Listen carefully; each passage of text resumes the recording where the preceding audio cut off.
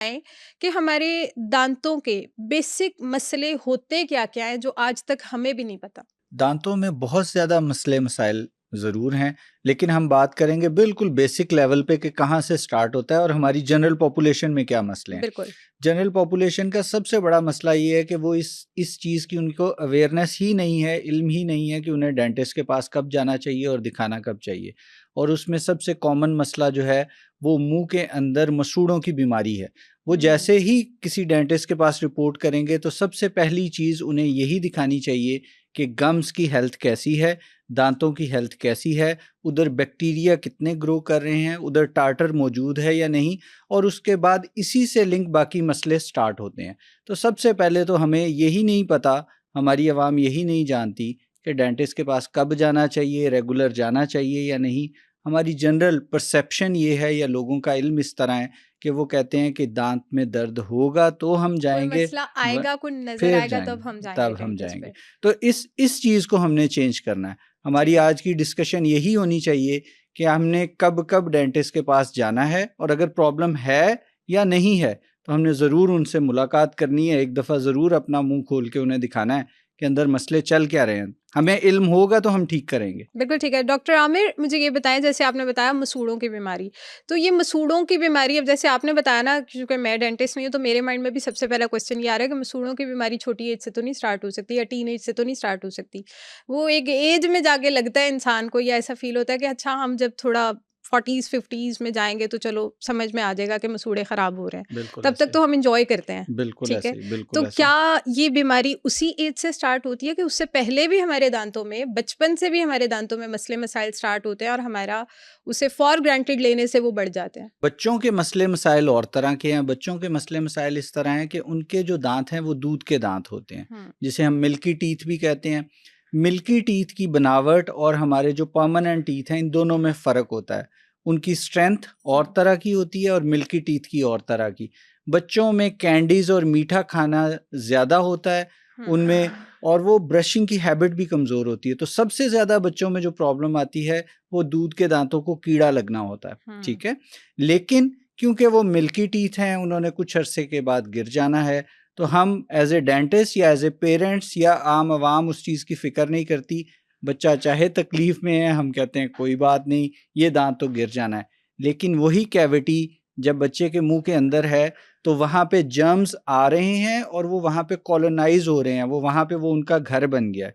और जब उनकी तादाद इतनी बढ़ जाती है, तो वही कॉलोनी, वही जर्म, वही बैक्टीरिया, वही जरासीम मुंह के अंदर इतने ज़्यादा फैल जाते हैं कि फिर चाहे कोई परमानेंट दांत उसके बाद भी आए तो वो उसको भी डैमेज करते हैं हुँ। और गम्स को भी डैमेज करते हैं, और फिर मसूड़ों की बीमारी और दांतों की बीमारी का आगाज़ हो जाता है।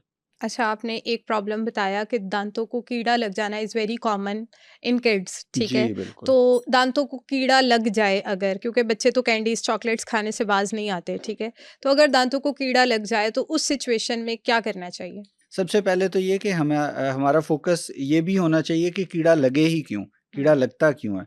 कीड़ा लगने के लिए 2-3 चीज़ें बहुत ज़रूरी हैं। सबसे इम्पोर्टेंट चीज़ है कि हमारा जो खाना है, वो दाँतों की सतह के ऊपर कितनी देर चिपका रहता है। हुँ। अगर कैंडी है, कुछ मीठा है, या कोई ऐसी स्टिकी चीज़ खाई है, जैसे हमारी ब्रेड है, वो हुँ। स्टिक कर जाती है, कार्बोहाइड्रेट्स हैं, वो दाँतों की सरफेस पे अगर लगा रहेगा, तो वहाँ पे शुगर प्रोड्यूस होगी, एसिड प्रोड्यूस होगा, और वो दांतों को कीड़ा लगना शुरू हो जाएगा या दांत एरोड होना शुरू हो जाएंगे बैक्टीरिया के साथ मिलके। ठीक है। तो हमें ये पता होना चाहिए कि हमने अगर रोज़ाना ब्रश करें और खाना उधर चिपका ना रहे तो हम 90% इस प्रॉब्लम से निकल जाएंगे। हुँ। लेकिन अब अगर कीड़ा लग चुका है तो उसका कोई ऐसे दवाई से इलाज मुमकिन नहीं है कि हम दवाई खाएंगे बुखार की तरह तो बुखार उतर खत्म हो जाएगा। जाएगा। कीड़े के लिए हमें लाजमी एक डेंटिस्ट के पास जाना पड़ेगा, और उतना एरिया वो रिमूव करेगा, वो जो इन्फेक्टेड एरिया है या डिजीज्ड एरिया है या जहाँ पे वो दांत खोखला हुआ है। Including your teeth? In tooth का वही पोर्शन, दांत का वही पोर्शन। मैं इसकी मिसाल इस तरह देता हूँ कि जैसे फर्नीचर है एक, हुँ। और फर्नीचर के एक पोर्शन पे दीमक लग जाए, हुँ। तो हम कुछ भी कर लें वो उतना पोर्शन ख़राब है। जब तक हम उसे रिमूव नहीं करेंगे और उसे किसी और चीज़ से रिप्लेस नहीं करेंगे, वो हुँ। दीमक उधर ही रहेगी। ठीक है। इसी तरह दांत का वो पोर्शन जिस पे कीड़ा लगा हुआ है, हमें उसे ड्रिल करके रिमूव करना है और उसके बाद एक ऐसा फिलिंग मटेरियल से उसे रिप्लेस कर देना है और सील कर देना है ताकि वो कीड़ा आगे प्रोग्रेस ना करे और बाकी का दांत महफूज रहे। अच्छा, जो बाकी का दांत महफूज रहता है, मैंने बहुत सारे ऐसे बच्चे देखे हैं जो जब वो हंसते हैं, स्माइल करते हैं, तो उनके जो सामने वाले दांत होते हैं ना, वो ऐसे लगता है कि जैसे पिसे हुए दांत हैं, और वो छोटे छोटे से दांत हैं, प्रॉपर दांत नहीं है। ये वाले पूरे होते हैं, लेकिन सामने सामने वाले बहुत छोटे छोटे से, बस नुक्कर नुक्कर कॉर्नर कॉर्नर से निकला होता है। तो बिल्कुल वो ऐसा। क्या होता है, वो दांत बिल्कुल डैमेज हो चुके होते हैं कीड़ा लग लग के, कि जो हम ड्रिल करते हैं उसके बाद भी वो परमानेंट अच्छा दांत प्रॉपर वापस आ सकता है। अच्छा, ये जो दांत आप कह रही है ना छोटे-छोटे नज़र आए, उसकी बहुत सारी वजूहात हो सकती हैं।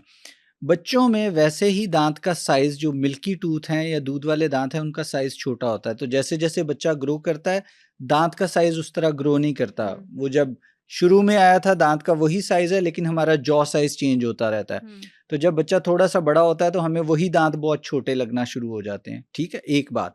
दूसरा, दांतों में अगर कीड़ा लगा हुआ है तो वो दांत टूट जाएगा और उसमें ब्लैक कलर का शैडो आना शुरू हो आ जाएगा। जाता है ठीक है? बिल्कुल। तो उससे हमें इंडिकेशन हो जाती है, हमें पता लग जाता है कि इस दांत के अंदर कीड़ा लगना शुरू हो गया और अब हमने लाज़मी इसका कुछ ना कुछ इलाज कराना है। तीसरी वजह, छोटे बच्चों में ये आदत होती है कि वो दांत आपस में घीसते हैं, रगड़ते ऐसे ही हैं, है, ऐसे ही। कचकचाते हैं।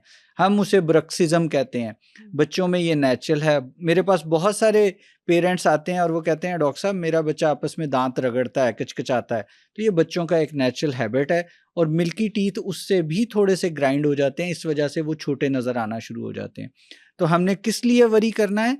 जब दांतों में कीड़ा लगा हुआ है, हमने उसके लिए फ़ौरन प्रोसीड करना है, हमने देखना है कि दांतों में काले रंग की कोई एरिया तो नहीं आ रहा।